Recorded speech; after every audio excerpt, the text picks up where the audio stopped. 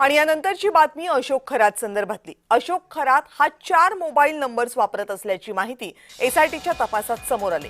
एक नंबर हा फक्त व्हीआयपी लोकांसाठी असल्याची माहिती आहे।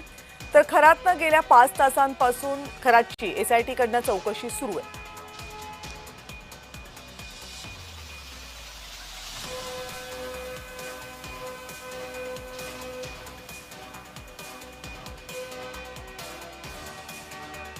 या संदर्भात आणखी माहिती देत आहेत आमचे प्रतिनिधी किरण गोटूर। किरण, एसआयटीची जी चौकशी सुरू आहे त्यातनं आज काय माहिती समोर आली अशोक खरातच्या चौकशीतून?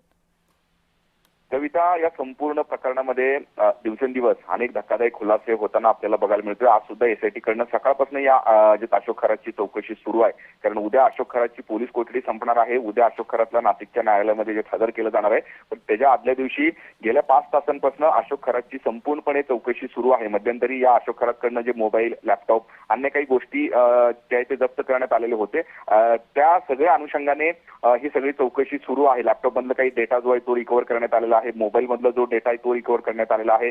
एका मोबाईल मध्ये 2500 हे नंबर होते, जे नंबर कोड वर्डवरती सेव्ह केलेले होते, अशाही पद्धतीची माहिती मिळते। आता ते नंबर कुणाचे आहेत त्या संदर्भात सगळी चौकशी सुरू करण्यात आलेली आहे आणि त्या चौकशीमध्ये हा जो अशोक खरात हा 4 सिम कार्ड वापरायचा वेगवेगळ्या लोकांसाठी, अशा पद्धतीचं माहिती समोर आलेली आहे। एक फक्त जो कार्ड होता तो व्हीआयपी लोकांसाठी वापरायचा, एक कार्ड जो होता तो महिलांसोबत संवाद साधण्यासाठी वापरायचा, अशा पद्धतीची 4 कार्ड हे जे अशोक खरात वापरायचा, अशा पद्धतीची जी माहिती आहे ते सूत्रांनी दिलेली आहे।